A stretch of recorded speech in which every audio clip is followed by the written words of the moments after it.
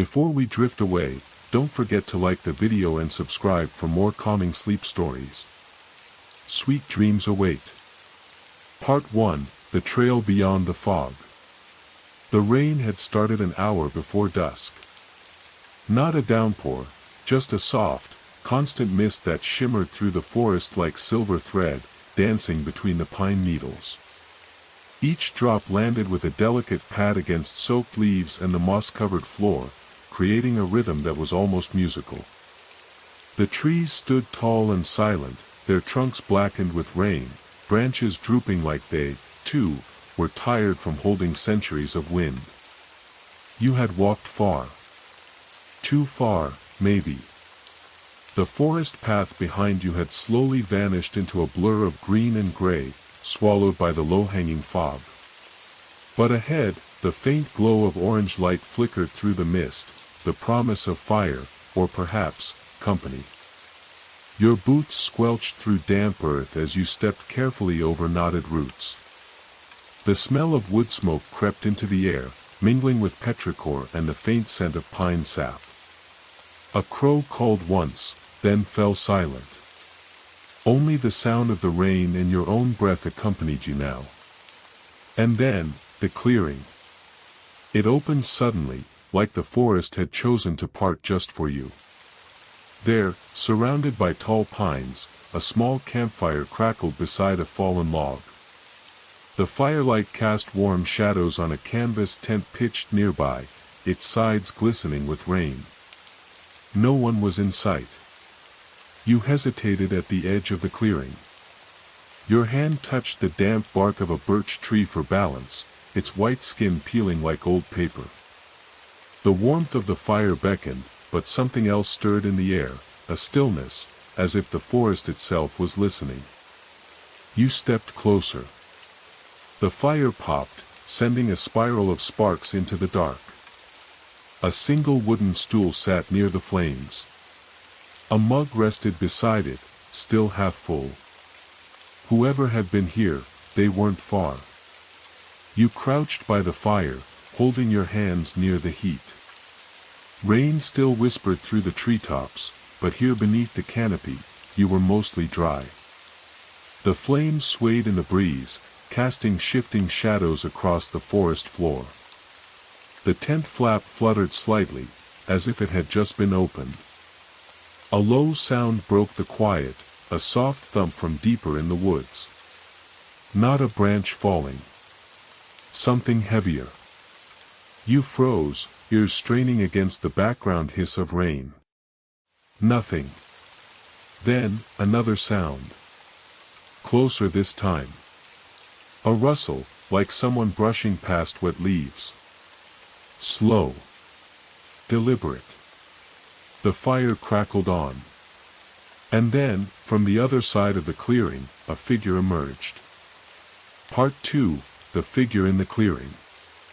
They moved without urgency, stepping silently from the tree line, a silhouette against the shimmering rain, cloak soaked and dark, hood drawn low. For a moment, they simply stood at the edge of the clearing, facing the fire and you, motionless. You rose slowly, not out of fear, but instinct. The forest had taught you caution. Yet something about the figure, the way they held themselves, the familiarity of their posture, made the moment feel less threatening, more known. I wasn't sure you'd find it, the figure said softly, voice muffled by the hood. Their tone was neither surprised nor alarmed, as if they'd been waiting. The voice was calm, low, quiet, unafraid. The kind of voice that made you think of candlelight and old stone halls. You opened your mouth to speak, but found no words. You hadn't expected company. Not here. Not this far out in the woods. The figure stepped forward, water dripping from their sleeves. With one hand, they pulled back the hood, revealing a face softened by the firelight, lined but kind, with eyes like still water. Gray-green, like the moss on the pines. I keep this place for travelers, they said. For the ones who walk too far. They moved to the stool and sat with a sigh, as if this simple act had meaning. You watched as they reached for the mug, sipped once, and then set it down with quiet finality. I don't get many visitors, they continued. But those who come, they're always running from something. Or looking for something. Sometimes both. The wind shifted, and the fire leaned toward you. You took a seat across from them, on the dry edge of a log slick with moss. The warmth settled against your legs, the wetness of your coat steaming gently into the night air. A silence grew between you. But it wasn't empty. The kind of silence that comes when two strangers know not to fill it too quickly. Then, the rain thickened, a soft cascade through the trees. It played a rhythm on the canvas tent, on the leaves, on the fire-split stones. And in the background, the faintest sound, not quite thunder. A rumble, deep and long, like something vast turning in its sleep far beneath the earth. The figure stirred. You've heard it, haven't you? You glanced up. Heard what? They gestured with their eyes toward the woods behind you. The whispering. You paused. That word. Whispering. The kind you sometimes heard when lying alone in your tent at night. The breeze, you told yourself. The trees talking. But this was different. I thought it was wind, you murmured. The figure's gaze lingered on the flames. Sometimes it is. But sometimes it's older things. Things that learned to speak before men did. The wind blew again, colder this time. The fire shivered in its pit. You heard it then, faint, rising between the sighs of the trees. Not words exactly. Not syllables. But pattern. A breath. A rhythm. As if the forest itself was murmuring in a forgotten tongue. You turned toward the sound, but the figure spoke again. Don't follow it.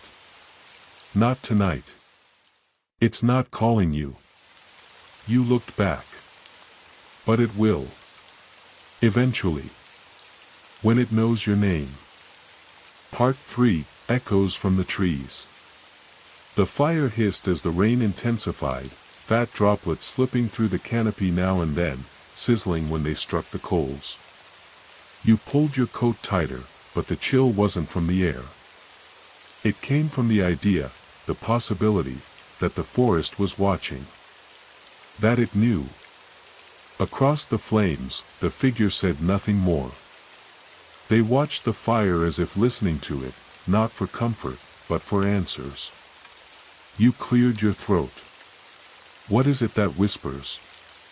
Some kind of animal? They smiled faintly. No. Not animal.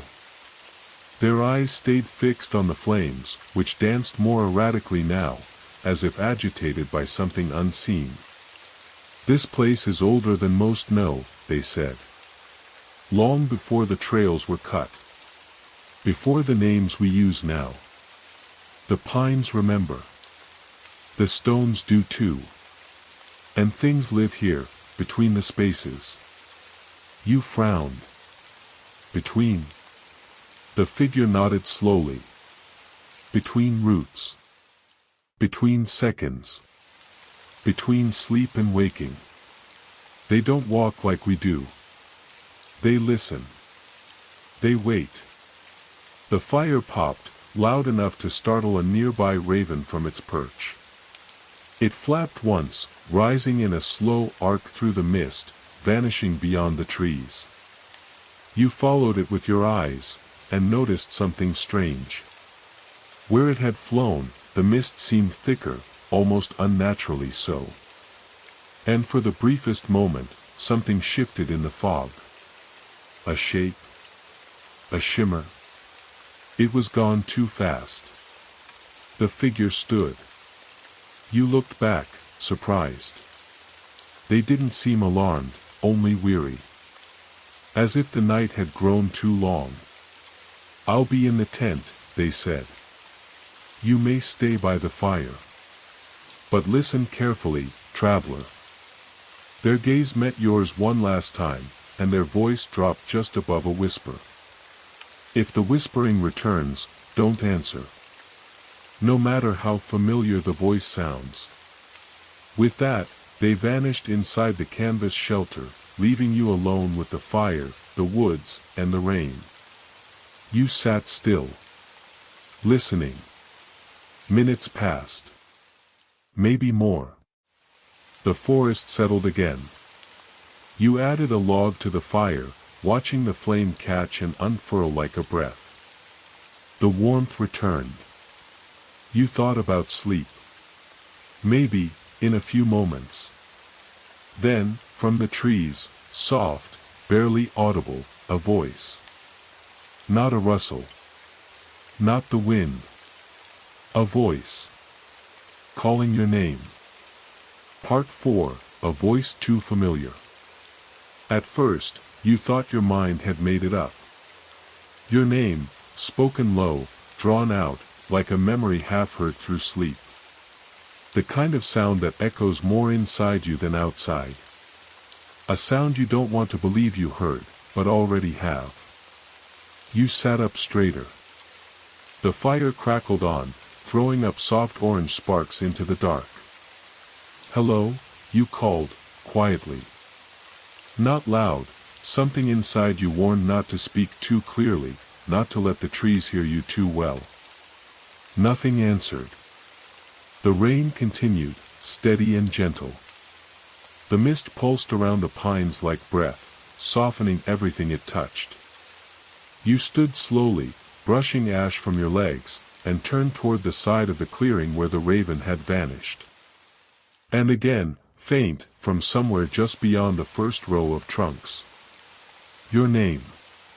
But this time, it wasn't just a voice. It was the voice. Familiar in a way that made your chest ache. A voice you hadn't heard in years. You stepped toward the trees. The forest was darker now. The canopy thicker. Raindrops fell in longer pauses, and in their absence you could hear more, the hush of distant wind, the gentle creak of old wood, and beneath it all, that whispering current, weaving through it like thread in a loom. You paused, one foot on the edge of moss, the other still in the clearing. Then you heard it again. Not your name this time. Just a single word. "Please." And it was unmistakably your brother's voice. Gone now, 5 years. Lost to the river. You stepped back. It couldn't be. The forest doesn't speak with the voices of the dead, unless it borrows them. You returned to the fire slowly, the heat welcome against your skin. You sat again, but now the warmth didn't reach you. The fire was the same, but the comfort it once gave had thinned, like the fog, wrapping tighter now, cold around your shoulders. The tent flap stirred. You turned, half hoping the figure inside would emerge. Say something. Confirm what was real. But the tent remained closed. You considered calling out. Then you noticed something strange. Footprints. Fresh ones, leading from the woods. But they didn't stop at the fire. They circled around it. Right behind you. And vanished. Part 5, Circles in the Dark. You didn't move. You couldn't. Not out of fear, not exactly. It was something else. A stillness that had settled deep in your body, like when you wake from a dream and can't quite tell if you're still inside it. You stared at the prints, already filling with rain, dissolving into the soil like they had never been. But they were real. You'd seen them. And they hadn't come to the fire. They had gone around it. You stood slowly, this time with effort. The air felt heavier than it had earlier, the fog pressing in closer, thicker. Even the rain had softened into something finer, like dew that never settled, just clung in the air. The fire hissed as the damp crept in. The forest, once deep green and black, was now just gray. You turned in a full circle, scanning the edge of the clearing. The pines all looked the same, tall, stoic, unmoved. But something in the way they leaned, or the way the mist curled between them, made it feel like the circle of firelight was shrinking. Like the woods were inching closer, branch by branch. You looked toward the tent. Still closed. Still quiet. The figure hadn't returned. You approached slowly, each footstep louder than you expected on the wet earth. You reached out, fingers brushing the canvas, cold, wet, and lifted the flap. Inside, shadows, and the scent of cedar and damp wool. Empty. No one. No bedroll. No pack. No sign of the person who'd spoken to you, shared the fire, warned you. Only a single object sat in the tent center. A small, round stone, smooth, dark, and etched with 3 faint lines. They spiraled inward, like a symbol or a maze, or perhaps, a mark. You backed out, one slow step at a time. The fire was smaller now, not because it had burned down, but because the darkness had grown deeper. The clearing felt less like a clearing and more like a hole, as though the forest had closed above you, and the sky was gone. And still, in the distance, that voice. Faint. Wounded. Please. And then, so close behind you you could feel the breath. Turn around. You did. And saw nothing. Just fire. Mist. Trees. And footprints again. New ones. Fresh. Leading back into the woods.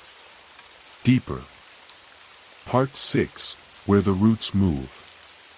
You stood at the edge of the firelight, watching the new set of footprints lead into the fog. Each one clearer than the last, deep impressions in the soft earth, as if whoever had made them had been heavier than they should have been. Not just a person walking. Something leaning.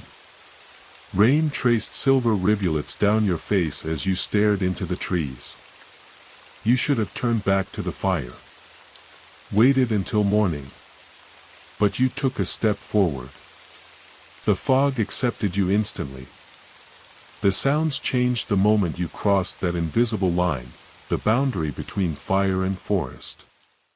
No more crackling wood. No more soft hiss of steam where rain met flame. Just the deep, muffled hush of the woods. And something else. A low groan, deep beneath your feet. Like shifting stone. Like wood under pressure. The path twisted. No trail, not really, just a suggestion of space between trees, the footprints guiding you. Sometimes they seem to skip, reappear ahead, far too far. As if the thing leaving them no longer moved the way people do. Still, you followed. The trees here were older, wider, their bark dark and gnarled, laced with moss like old veins. Some leaned together at unnatural angles, their roots swollen above ground like ribs pressing from the earth. And under it all, the constant, wet thump of water dripping from leaves to soil, slow, steady, ticking like a clock with no hands. You paused beside a particularly large pine, its trunk scarred with symbols you didn't recognize. Just lines, shallow and curling, like the ones on the stone inside the tent. Something about them hummed when your eyes passed over them, not a sound, but a pressure in your chest. You stepped on. The forest floor was soft here, spongy beneath your boots. With each step, your foot sank slightly, as if the earth were less earth and more memory, damp and pliable and reluctant to let go. You passed another tree. Then another. They were beginning to change. Not just older. Twisted. Bent in strange directions. Some with branches that curled back into the trunk like arms folded across a chest.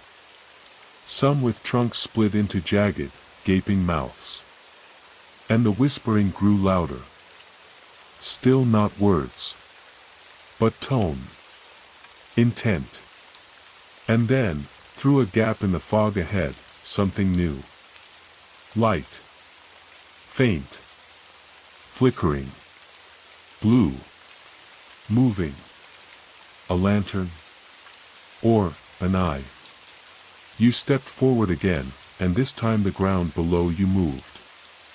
Part 7, The Breathing Earth. Your boot slipped as the ground shifted, just enough to throw off your balance. You caught yourself against the trunk of a nearby tree, breath sharp in your chest. The bark was damp and strangely soft, almost yielding under your palm, like something living just beneath the surface. You waited. Stillness returned.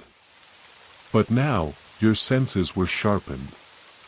The forest no longer felt asleep. It felt aware. The strange light still flickered ahead. Soft. Pulsing. Blue, like fire seen underwater. It moved slowly, bobbing through the trees, not high, like a lantern carried by hand, but low. Just above the forest floor. Too low. You took another step, and the earth shifted again. This time, the motion was undeniable, like a long, slow breath beneath your feet.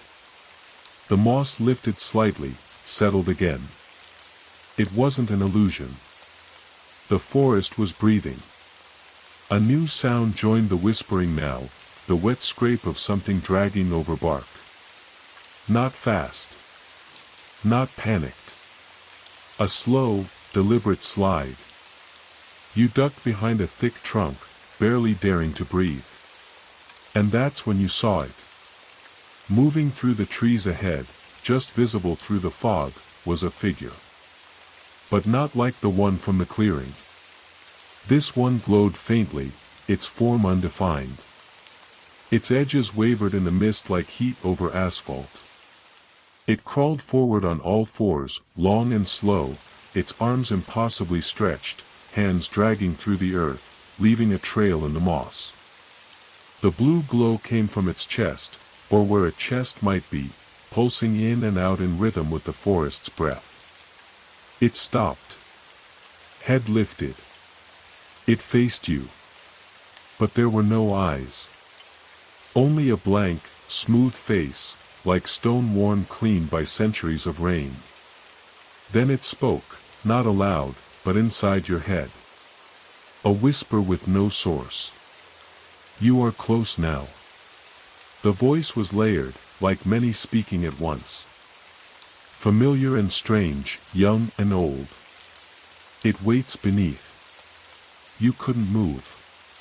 Couldn't breathe. The figure cocked its head, just slightly, like a dog listening. Do you remember where the river was? Your mouth opened, but no sound came. Do you remember what you left behind? Then it turned, crawling away into the fog, the glow fading behind it like a dying coal. And again, silence. Except now, you noticed something new. The footprints were back. Fresh ones. Your own. Leading the opposite direction. Back. Or forward. You couldn't tell anymore. Part 8, The Hollow Path. You stood still, staring down at the footprints, the ones shaped just like yours, pressed deep in the moss, glistening with mist. But they didn't lead back the way you came. They led forward. Deeper. You followed, because you had to. Because the forest wouldn't let you turn around. Not now. As you walked, you began to notice something subtle. The forest was changing again, but not in any way you could name. The trees remained, the fog persisted, and the rain still fell in its slow, endless rhythm, yet somehow it felt as though you were no longer moving through space, but through memory. The trees looked familiar. Not because you'd seen them before, but because they looked like the idea of trees. As if your mind were trying to remember a forest from a dream long forgotten.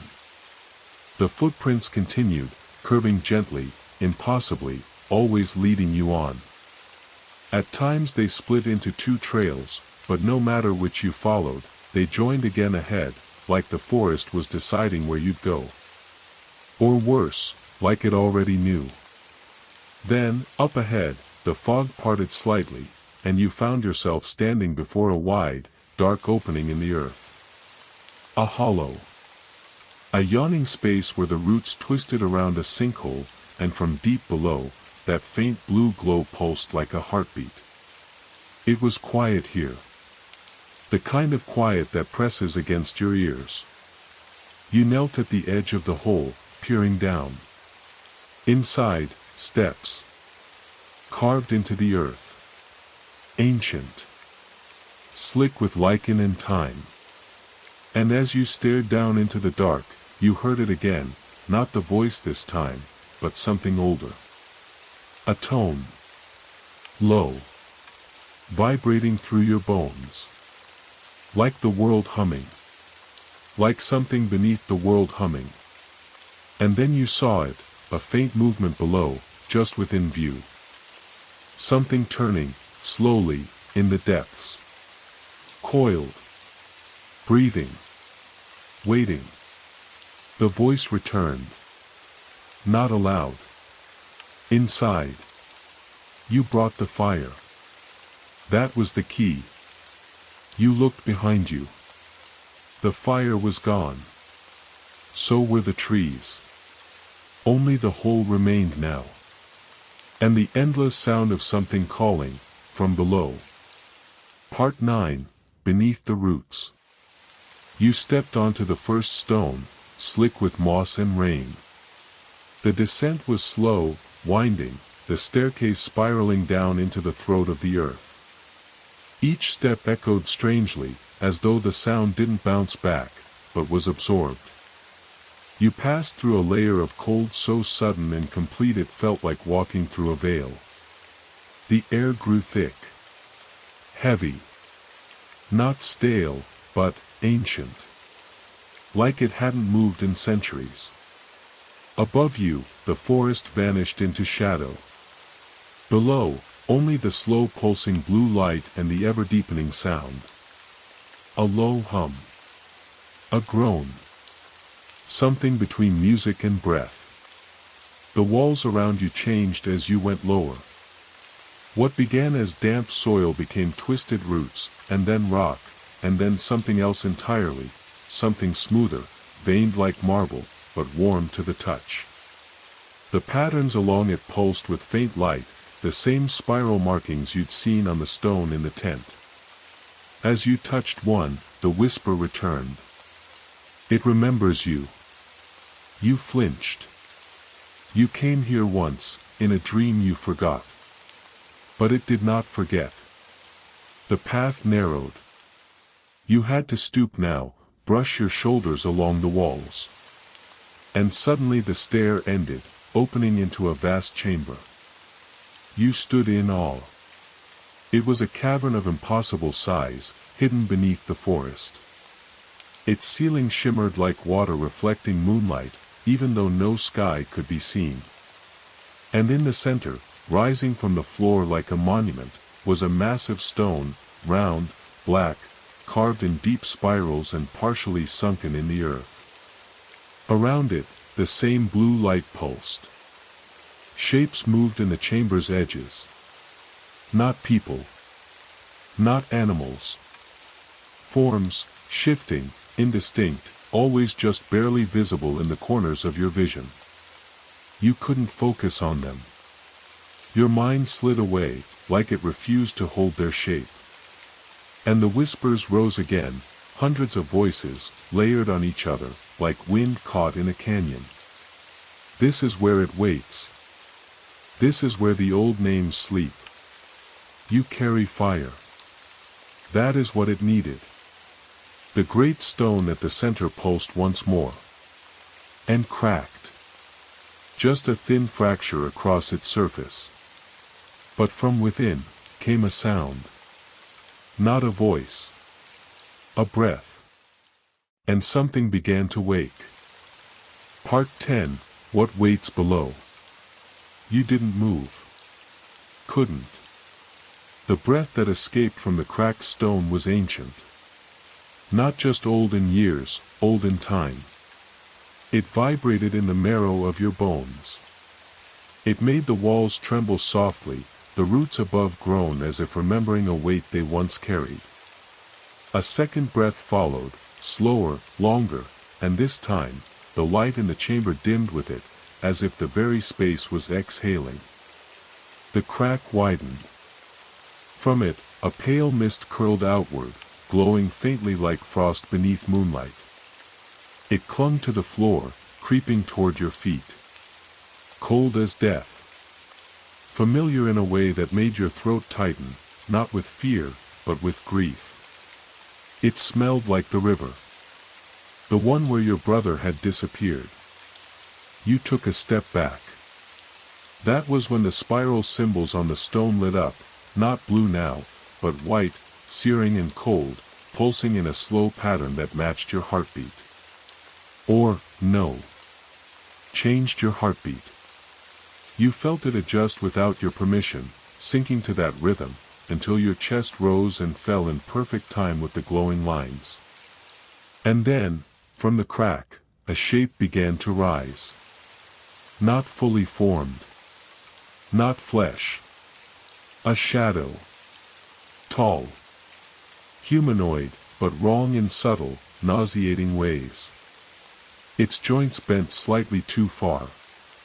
Its face, smooth, blank, with no features except a small, spiral-shaped cavity where a mouth might be. From that hollow, the voice emerged again. Fire is memory.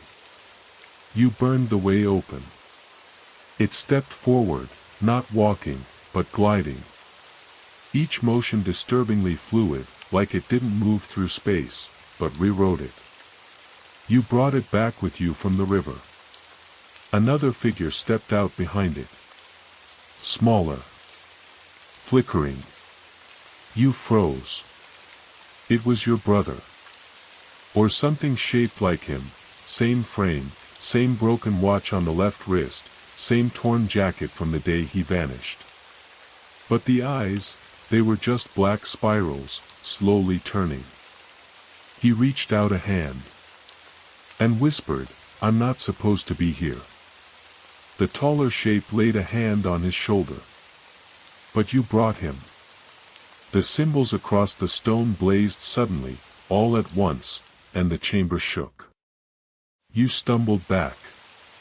But there was nowhere left to go. The only way was deeper. The earth cracked beneath your feet. And you fell. Part 11, Descent Without End. There was no impact. You fell through the floor as if it had never been solid, the stone, the moss, the roots, all passing like smoke. You tumbled not through space, but through silence. A silence that stretched. That deepened. It wasn't absence of sound. It was sound so old, so low, it simply refused to be heard. Darkness folded around you like water. Then, slowly, it thinned. You were no longer falling. You stood, somehow, on a flat plane of black stone, stretching infinitely in all directions. The sky above was a dome of clouded twilight, deep violet, lit only by distant lightning that flashed with no thunder. You couldn't see the source. The ground was etched with spirals. Millions of them. Faint and endless, like memories too deep to name. Each one shifted underfoot when you stepped, rearranging themselves, always spiraling outward. And then, ahead, something rose from the flat black. A door. Old, wooden, soaked with rain. Out of place in this impossible landscape. It stood unsupported, no frame, no wall, just the door. Closed. A faint light glowed behind its seams. You approached. Something about the door tugged at you, gently, but insistently. Not with fear, but with recognition. You knew this door. Had dreamed of it once. Maybe more than once. On its surface, carved into the wood, was your name. And beneath it, another line. To return, you must remember. You reached out. Your hand shook. Fingers touched the wood, cold, wet, rough, and the moment your palm pressed against it, you were elsewhere. Not fully. A memory. Or something wearing the skin of one. You stood at the river. Gray sky. Rain falling. Your brother's jacket lay crumpled on the rocks. Your own voice, distant and younger, called out his name. But the river didn't reply. Only the trees. Only the spirals. Only the shape beneath the surface. Something had moved there. And it hadn't let go. Back in the black plain, your hand still rested on the door. You turned the handle. It opened. And behind it, a forest. But not the one you'd known. A night forest. Roots above you. Sky beneath. Everything inverted. And something in the trees was waiting. Still holding its breath. Part 12, The Inverted Wood. You stepped through the door. There was no threshold. No shift in air. Only the quiet sensation that the world had turned over without moving, like a mirror, folding inward. The door vanished behind you as if it had never been there. Above you, the roots stretched like trees. Below your feet, sky. Not clouds, but sky beneath, moving slowly like a black ocean lit with pulses of blue and white, flickering as though stars were trapped inside it. You walked carefully, each step on moss-covered bark, along trunks that grew down into the void.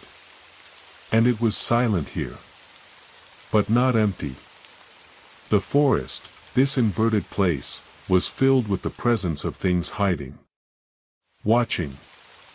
They did not move, not yet. But they were close. The way fear is close in a dream. You moved forward, following a path of stones embedded in the bark. They shone faintly when your foot touched them, reacting to your presence, as if waking up one by one. The further you walked, the more wrong everything began to feel. The trees swayed, but there was no wind. The sky below rippled, but there was no water. The light dimmed, but there was no sun. And ahead, where the path narrowed to a funnel of knotted roots, you saw something impossible. Your campfire. Burning. Right side up. In a clearing that hung in the sky beneath you. The same circle of stones. The same orange glow. But surrounding it now were figures. 6 of them. Tall, thin, unmoving. Like statues grown from the ground, each facing the fire, heads tilted as if listening. You crouched behind a low branch, watching. None of them moved. But you felt something move inside you. A memory surfaced, one you had long forgotten. The day after your brother vanished. The search party.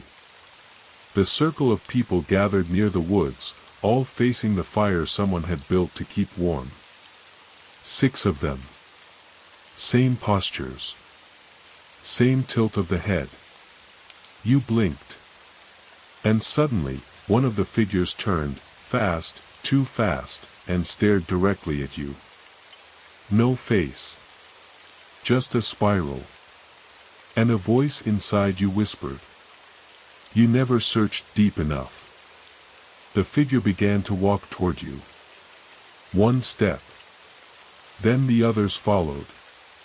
6. Silent. Smooth. Moving like thoughts you couldn't stop.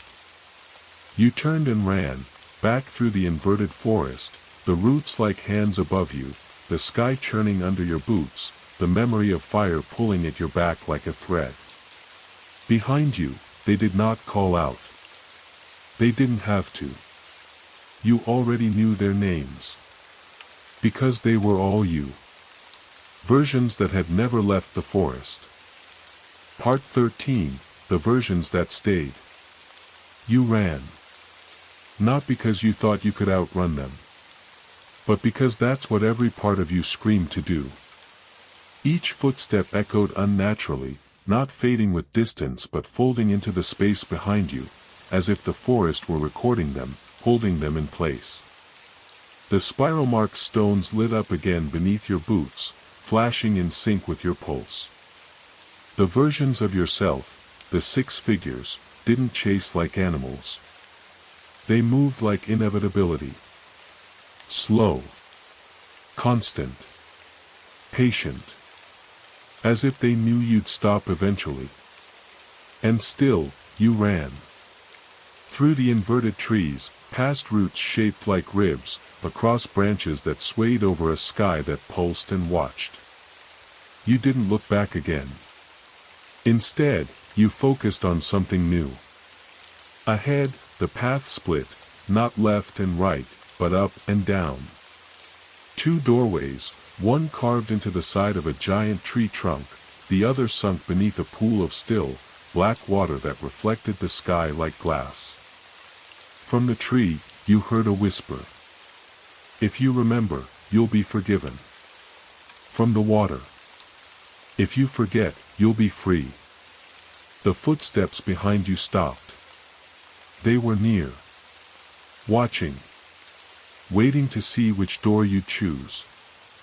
You stood still, heart pounding, rain-soaked and shaking. Every instinct warred inside you, the pull of memory, the lure of forgetting. The weight of grief. You looked down at your hands. They were different. Not older. Fuller. Like you were becoming someone, or something, else. Something called by the spirals. You stepped toward the water. Kneeling. You looked down. And for the first time, saw your brother again. Not the one from before. Not the one with spiral eyes. The real one. Standing at the bottom of the pool. Mouth open. Screaming silently. Reaching for you. But it wasn't fear in his eyes. It was warning. He pointed past you, toward the tree.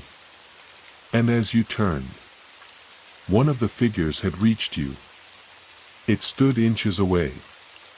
Its face, your face, blank, spiraled, eroded by time. It reached up, touched your forehead with 2 fingers. You didn't flinch. And the forest fell silent. For the first time since the dream began. The figure leaned close, and in a voice that sounded exactly like your own, it said, "You left something in the river. It's time to take it back." Then it stepped backward. And vanished. Part 14, What the River Kept. You stood motionless. The reflection in the water was still. Your brother, or the memory of him, remained at the bottom of the pool, eyes locked with yours. But his mouth had closed now. He wasn't screaming anymore. He was waiting. You turned from the water, toward the door carved into the massive tree. Its edges were uneven, gnawed by time and rot. Symbols circled it, spirals, yes, but also lines like branches, veins, rivers, all feeding into its center. The door pulsed softly. The forest behind you didn't stir. The 6 other selves were gone. But their presence lingered, as if they'd stepped into the trees, melted into the roots, become part of the path you were about to walk. You stepped inside. It was a tunnel, narrow and breathing, as though carved through flesh rather than wood. The air was thick with the scent of damp ash and moss. The walls throbbed faintly, as if remembering something painful. You walked until the tunnel widened again into a chamber. Here, the roots didn't rise, they hung like curtains, tangled and swaying slightly in no breeze. Blue-white light bled from their tips. And in the center of the room sat a pool. Not water. Memory. It shimmered like oil. It pulsed. And floating at its center, unmoving, was the object you had not expected to see again. Your lantern. The same one you'd had by the river the day your brother vanished. The one you dropped when you dove in after him. The one you were sure had been lost to the current. You stepped closer. And as your reflection rippled in the surface, you saw something else. Not just your face. The river. That day.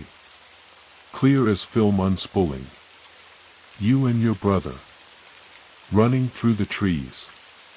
Joking. Laughing. Until he stopped. At the water's edge. And said, without smiling, "Do you hear it?" You had laughed then. Said no. But he didn't. He just stared at the river. And whispered. "It's not water. It's waiting." And then he stepped in. Not tripped. Not dragged. Stepped. You reached into the pool. Fingers closed around the lantern. It was warm.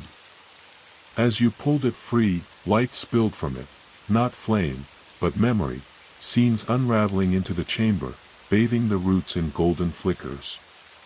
Your brother reading by firelight. His voice shouting your name. You both laughing, soaked from the rain. And then, silence.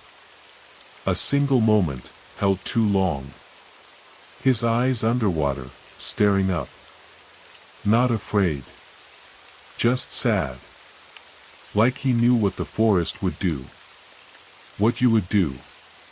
You fell to your knees, lantern clutched to your chest. And the room whispered, not words this time. Just breath. All around you. The forest, exhaling. Part 15, A Fire Remembered. You stayed there a long time. Kneeling on the roots, lantern in hand, while the forest pulsed quietly around you. The air was soft now. No longer cold, no longer biting, but thick with the warmth of memory. Heavy with the ache of things long held and finally returned. The lantern flickered. Inside it, the flame twisted in the shape of the river. You saw the current moving, endless and silent, pulling time into itself. But the glow was not mournful. It was inviting. The pool of memory behind you had stilled. Its surface now reflected not you, but the night sky, real stars, distant and trembling. And beneath those stars, you saw a single shape floating, a small wooden boat. It was waiting. You stepped toward it. Not through the pool, but around it, following a path of root lanterns that had formed without your notice, spirals of light growing outward from where you stood. The forest above, or below, or within, shivered, as if aware of your choice. And as you reached the boat, the lantern in your hand grew warm again. Inside, another figure waited. Not one of the silent, spiraled selves. Not your brother. It was the girl from the tent. The one whose eyes never quite met yours. She sat, still, her hands folded on her lap, eyes closed. But now, in this place, in this moment, she looked real. Her skin no longer pale and distant, her dress no longer soaked. She breathed gently. And as you stepped into the boat, she opened her eyes. And smiled. Not a welcome. Not a warning. A knowing. You sat across from her, lantern between you. No words. None needed. The boat drifted. Not over water, but over stillness, across a lake made of memory and silence and night. Above, the stars turned in slow spirals. Below, your reflection watched you go. And then, far ahead, you saw it. The fire. Not the one from the camp. Not the first one you'd built. This one was ancient. And vast. A bonfire that burned with no fuel, at the center of a clearing that shimmered like a heartbeat. Its flames rose high into the sky, not orange, not blue, but a deep, quiet white. The girl turned to you. And spoke one sentence. Everything you lost is waiting in the fire. The boat stopped. You stood. Lantern in hand. The figures were there again, the 6 versions of yourself, but they didn't approach. They stood at the edge of the flame, silent, watching. Waiting. You stepped from the boat. And walked into the clearing. And the fire knew you. It flared. And spoke. Part 16, Into the Flame. The clearing was unlike anything you'd seen in waking life. Not because of the fire, though it rose higher than any natural flame should, licking the sky in slow arcs of pale white light, but because of how the air itself changed as you approached it. It was heavy, but not oppressive. Warm, but not hot. Every step toward the fire was like walking deeper into the memory of comfort, like crawling back into a childhood dream just before it's forgotten. The forest receded behind you. The girl remained in the boat, hands folded, unmoving. Watching. Her presence still felt like a promise not yet explained. The 6 silent figures that resembled you stood evenly spaced around the fire, their spiraled faces bowed. You could no longer tell if they were separate from the forest, or part of it. Maybe they always had been. Maybe you had been, too. You stopped just outside the edge of the fire's light. It was warm. Welcoming. But ancient. The spirals in the bark of nearby trees all pulsed gently now, not chaotic, not threatening, but in rhythm. A heartbeat. Yours. You looked into the flame. And saw everything. Not in flashes. Not in chaotic visions. But in a slow, spiraling sequence of what had always been hidden beneath the noise of living. You saw your brother's face, lit by lightning on the day he disappeared. You saw his hand reaching into the river, not to escape, but to open something. You saw yourself, younger, unaware, caught between fear and denial, too afraid to follow. You saw the moment you let go of the lantern. The moment you ran. The moment you stopped returning to that part of the forest. You saw the world build itself over that wound like a scab. You saw every night you didn't remember him. And then, you saw the fire itself. Not burning wood. Burning memory. You stepped forward. The 6 other selves did not stop you. They raised their heads slowly as you passed, and bowed again once you crossed the edge of the firelight. You understood now. They weren't watching to prevent you. They were guarding what you hadn't been ready to face. You stood before the flame. And it moved for you. Opened. Like a curtain drawn back. Not to show destruction, but truth. And on the other side, he stood there. Your brother. Whole. Not perfect. Not untouched. But real. He looked older. Not because time had passed, but because you had aged in grief, and so had your memory of him. His eyes met yours. This time, no spirals.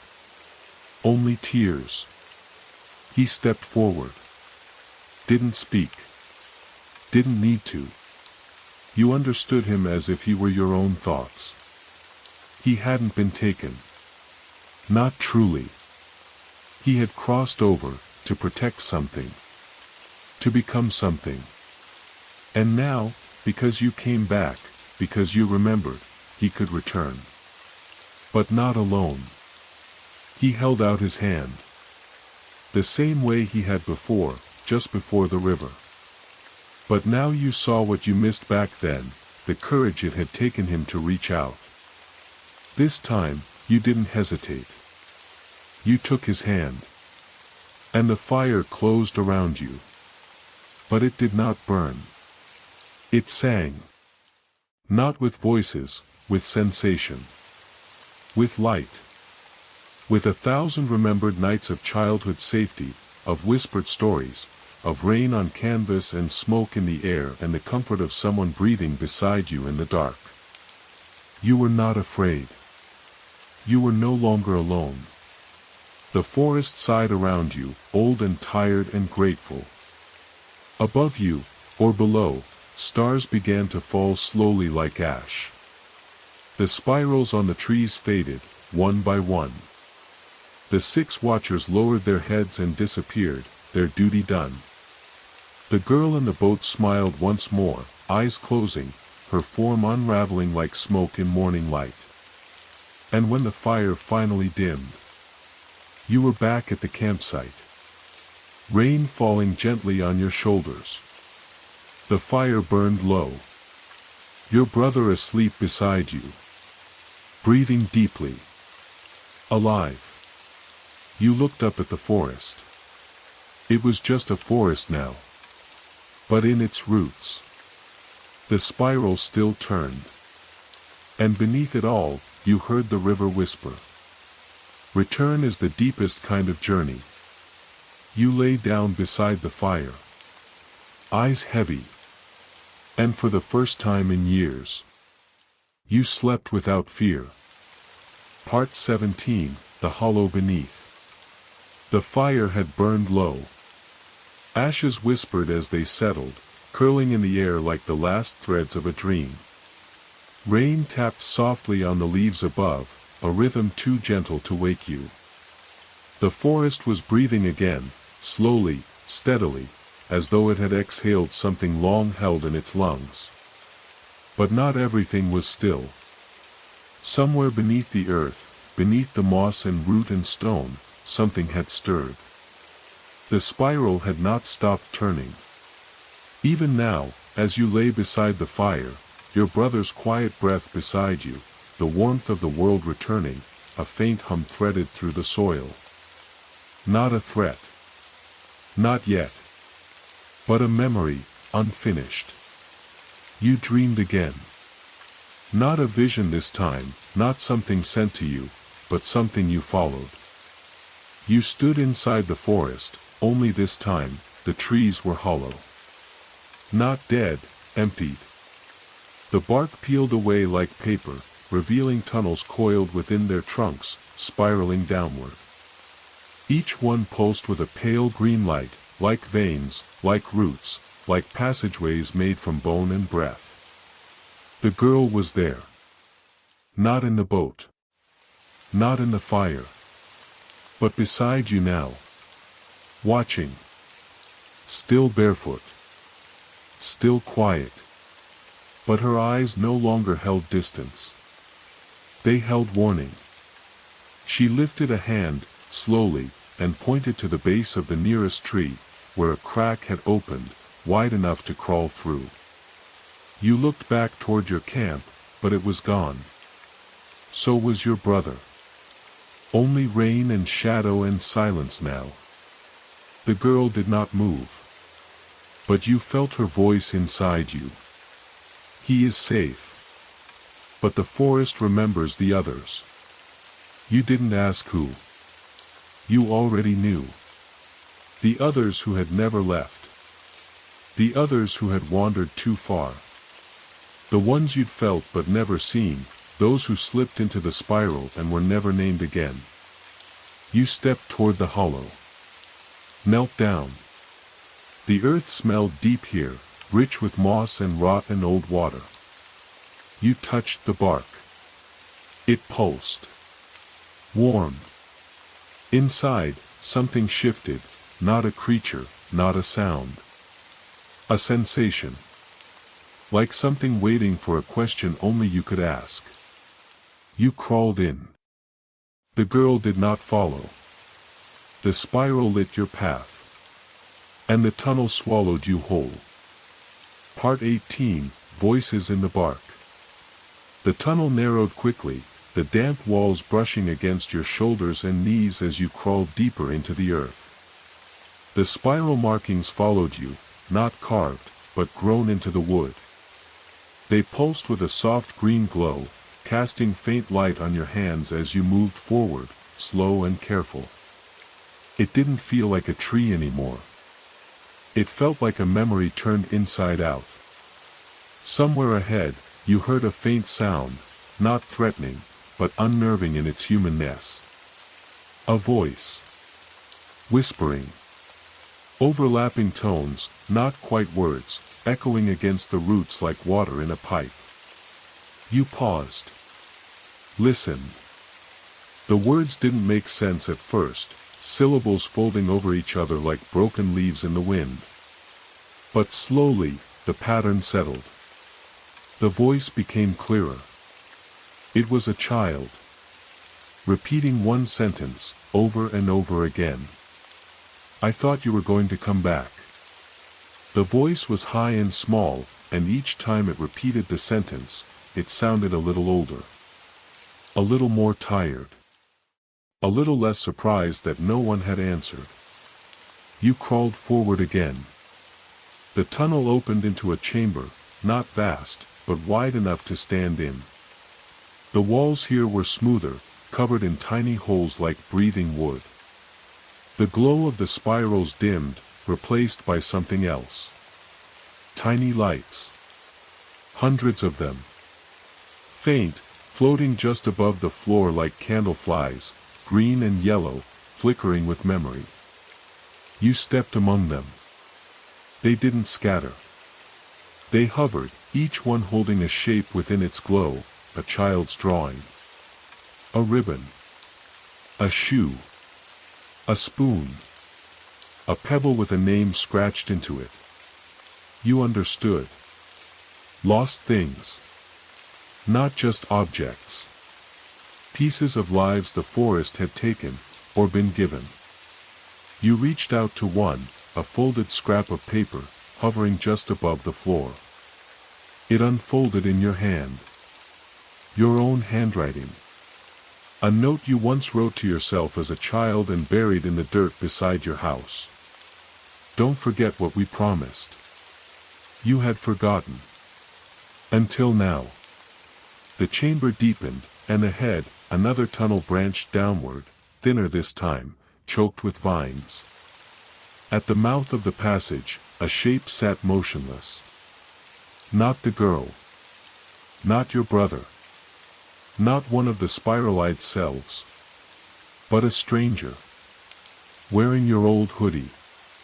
Hunched forward, face hidden behind hands that trembled as they clutched something. You stepped closer.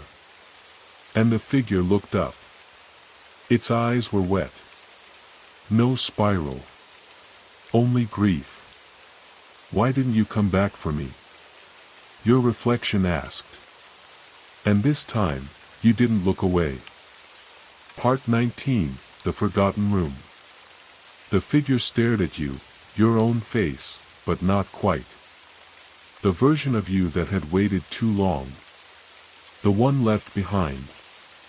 He sat in silence now, the question still heavy in the air, why didn't you come back for me? You didn't answer. You couldn't. There was no excuse.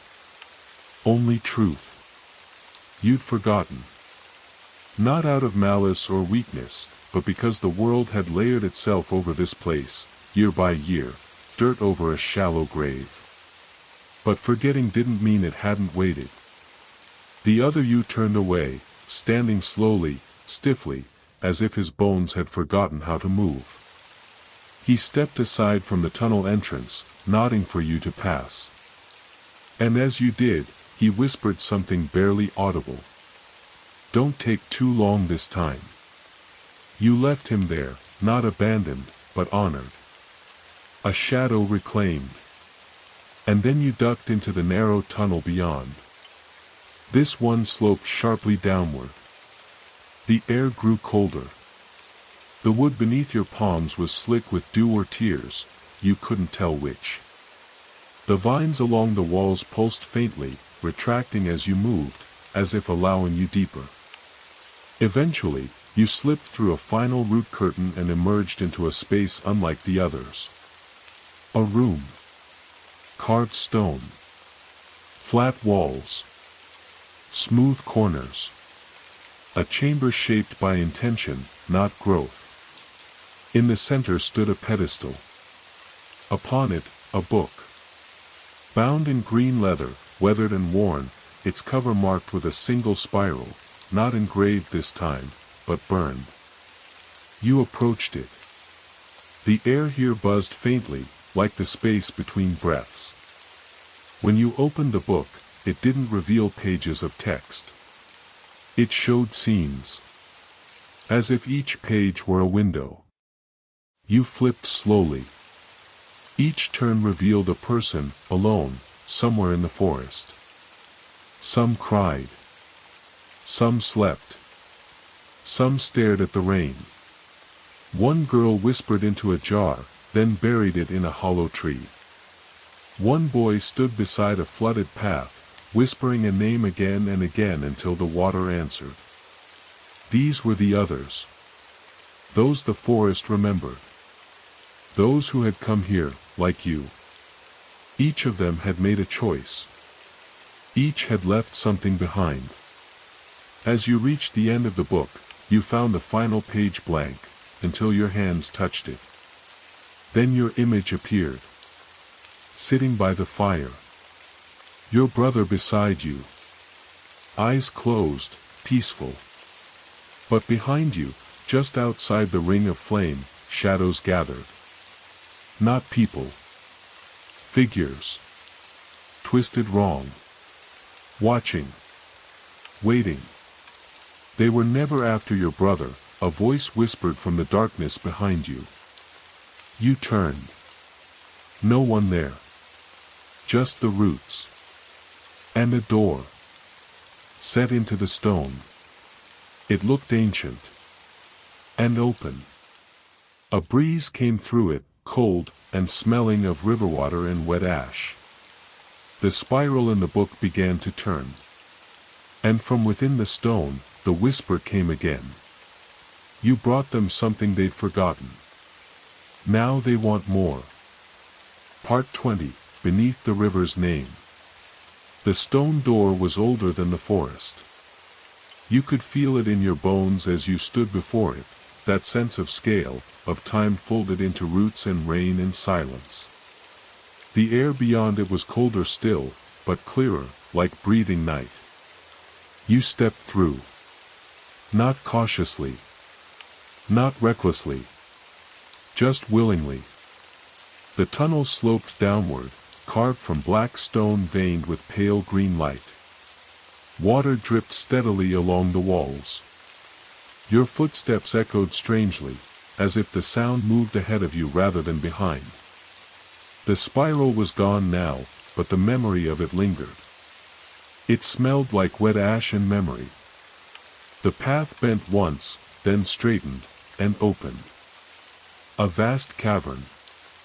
But not hollow. It was filled. A river. Still and suspended. Not flowing, hovering. As if time had stopped mid-breath. The water stretched far into the dark, held in a basin of impossible stone.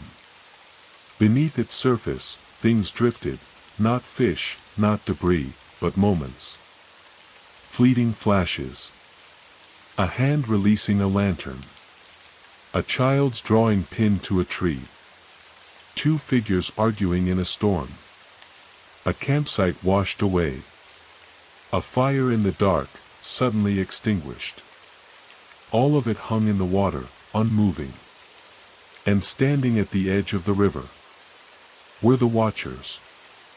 They weren't twisted now. They weren't monstrous. They were tall, silent, human-shaped, but carved from bark and root and memory. Spirals covered their limbs.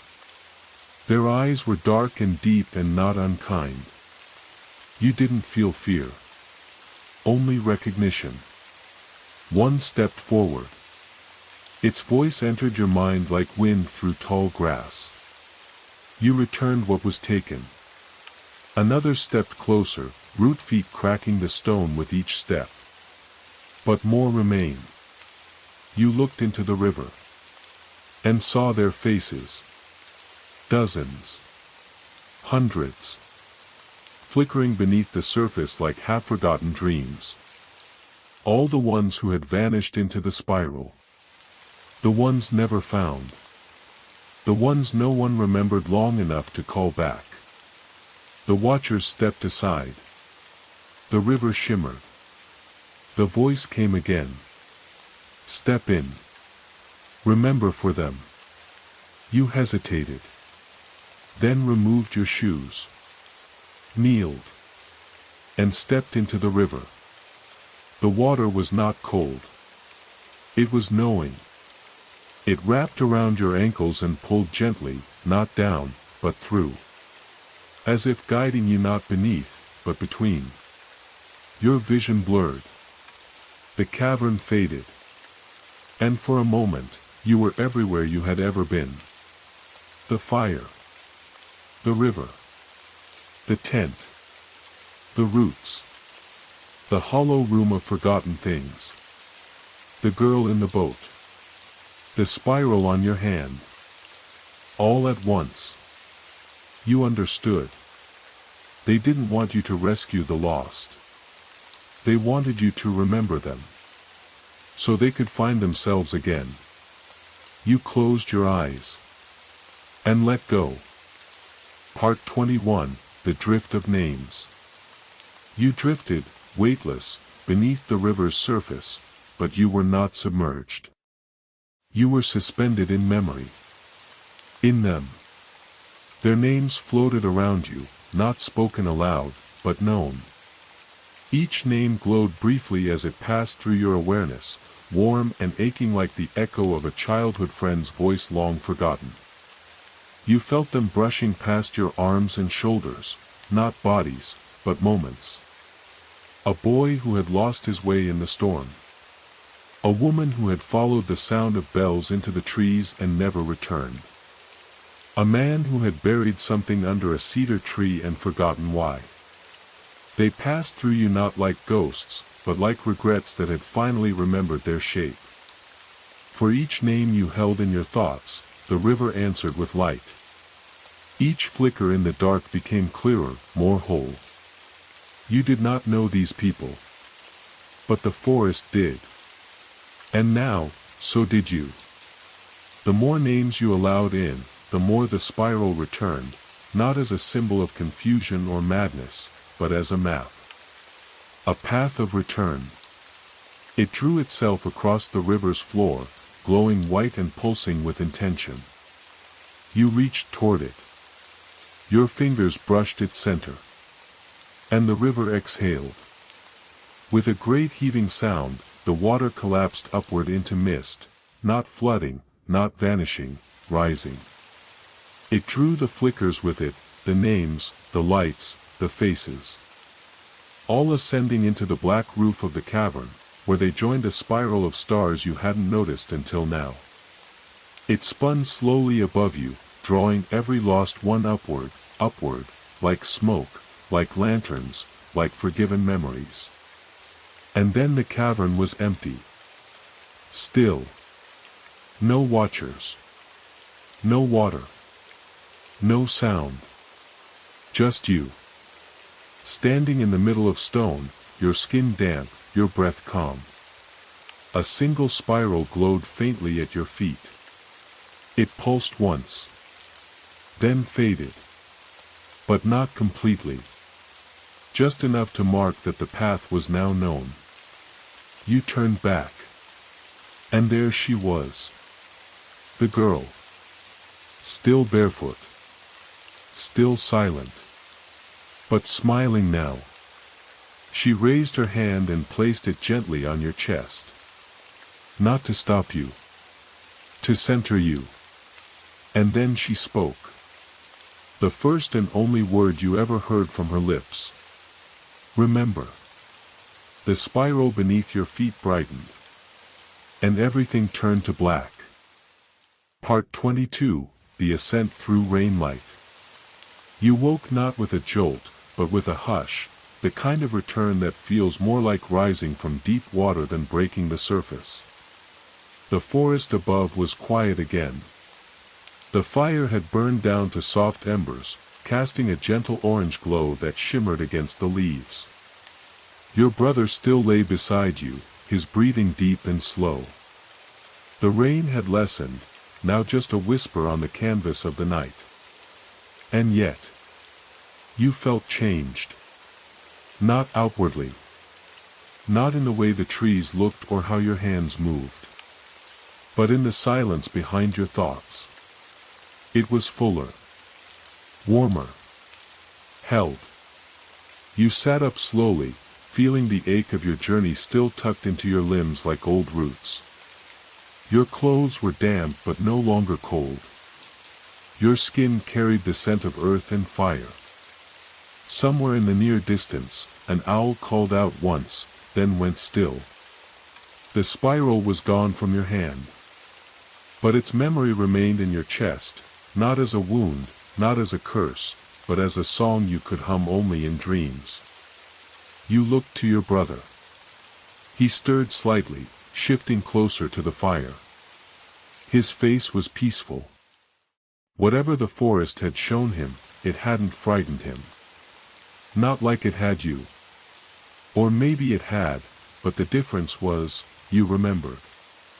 And because you remembered, he didn't have to. You rose and moved slowly through the underbrush, away from the fire just far enough to reach the edge of the clearing. There, nestled between roots slick with rain, was a single object. A jar. With a folded paper inside.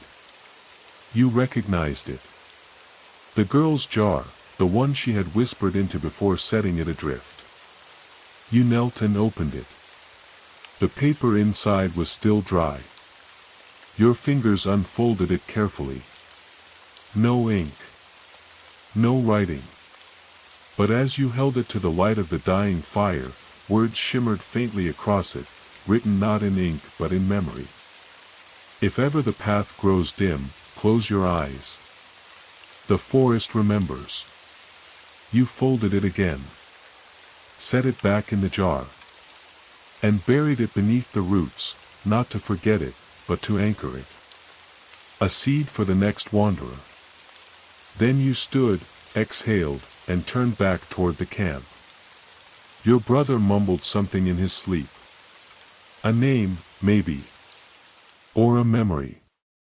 You lay beside him again, pulling the blanket up over your shoulders. The fire sighed gently. The rain fell. And in the spaces between heartbeat and wind, the spiral turned, not in warning, but in peace. Part 23, Morning Beneath the Ash Trees. Dawn arrived like a whisper, not in color, but in feeling.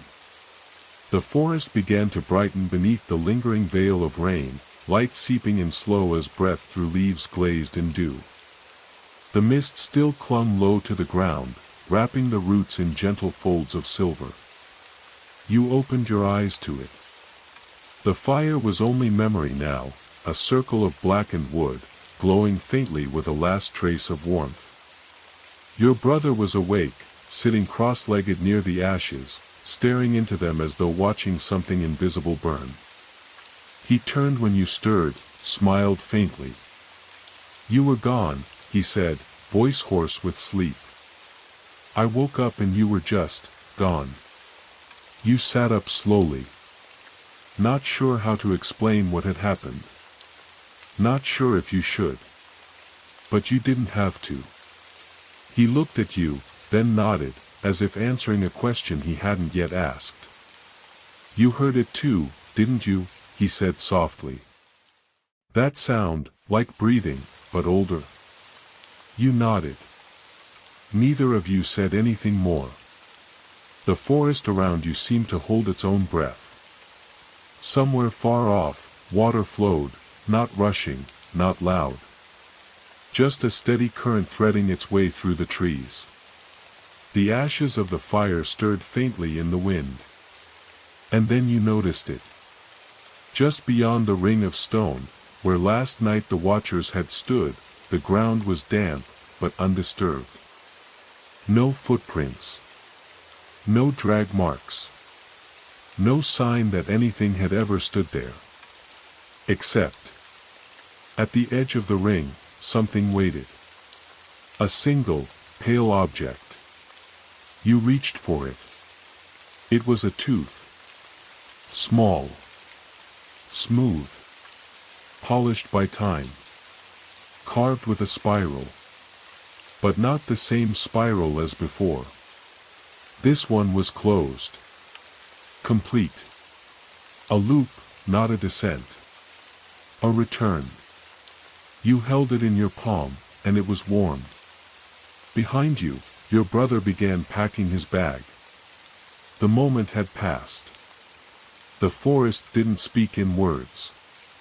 But it had said what it needed to say. You stood together, tightening the packs, folding the damp blanket, brushing ash from your sleeves. And when you finally stepped away from the campsite, you didn't look back. Because this place, this hollow, this memory, this wound, had been witnessed. That was enough. As you walked beneath the tall ash trees, heading back toward the path, you felt the air begin to shift. Not darker. Not lighter. Just older. Like the woods were closing their eyes again. Satisfied. At peace. Part 24, The Path You Left Behind. The forest was never one path, it was all of them. And now, as you made your way beneath the ash trees, it became clear that you weren't retracing your steps, not exactly. The trail was familiar, but changed. Wider where it had once narrowed. Narrower where it had once opened. The landmarks were there, the crooked pine, the flat stone that looked like a split jaw, but they had shifted somehow. Like memories misfiled in the wrong part of the dream. Still recognizable, just gentler. Your brother walked ahead of you, humming under his breath, a quiet tune without words. There was a stillness to him you hadn't seen before. He didn't seem to be carrying what you were carrying, not the spiral, not the names, not the buried memories. But something had settled in him too. Like the fire had burned away a weight he hadn't realized was pressing down. You looked up. The sky was still gray, but the rain had stopped. Droplets clung to the canopy, falling one by one like the last notes of a lullaby. The wind moved differently now, less like a warning, more like a farewell. You came to the stream, the one you'd crossed 2 days before on the way in. Only now, a narrow bridge of smooth stones arched across it. You hadn't placed them. You hadn't seen them. But they were there. Placed by something that remembered the direction you needed. Halfway across, your brother stopped. He turned to look at you, frowning faintly. "There's something behind us," he said. You froze. Waited. And then, slowly, turned back. The woods were still. Nothing moved. But there was something. Not visible. Just felt. A presence. Watching. Not with malice. With memory. The way the forest watches someone who has carried its story and returned it. The way a tree remembers the wind that first bent its trunk. You reached into your pocket and touched the carved tooth. It pulsed once, a soft thrum, then fell silent again. Behind you, deep in the green hush, a breeze whispered through the leaves in a spiral pattern, circling once, then fading. You turned back toward the stream and stepped forward. The final stretch rose gently uphill, a soft incline lined with roots and fern. As you walked, you noticed a flicker of light to your right, and there, through a break in the trees, you saw it. The tent. The original campsite. Dry now. Undisturbed. As if you'd never left. But you had left. And now, you had returned. Not to stay. To close the loop. Your brother walked toward it, zipped it open, and ducked inside. You stood outside for a long moment, breathing in the scent of damp moss and distant fire. Then you followed. And as the flap closed behind you, the forest outside exhaled. The spiral, at last, unwound. Part 25, What the Forest Keeps. Night fell quietly. Not with a hush, but with acceptance, like a long breath finally released. You lay on your back inside the tent, staring up at the canvas, which glowed softly with the light of the moon diffused through mist and memory. Outside, the trees swayed gently, but the wind was no longer cold. Your brother had fallen asleep quickly, as if some part of him knew the journey was over. You hadn't yet closed your eyes. Not because you were afraid. Because you didn't want to miss the final moments, the way the forest folded around you, not like a trap but like a blanket. The spiral wasn't visible anymore, but its shape lingered in the world. In the curve of the ash branches. In the swirl of leaves caught in a shallow puddle. In the echo of an owl's call as it faded into the rain. You pulled the tooth from your pocket one last time. Held it up in the dark. It was smooth and pale, and in the moonlight you could just make out the closed spiral, a symbol not of descent, but of return. A completed journey. A memory that had found its place. You thought of the river beneath the roots. Of the girl in the clearing. Of the forgotten version of yourself, waiting in the hollow. Of the watchers and their quiet, patient grief. They hadn't needed you to change them. They had only needed you to witness them. To bring their names back into the world. And you had. You set the tooth beside your pack and closed your eyes. The forest listened as you drifted. It had always been listening. And now, for the first time, it was content. Rain began again, soft as breath, brushing the canvas in slow, rhythmic pulses. You didn't dream. Not of spirals. Not of rivers. Only of stillness. Of warmth. Of a campfire that would never go out, deep beneath the roots of the world. The forest kept your story. And in return, you carried its peace.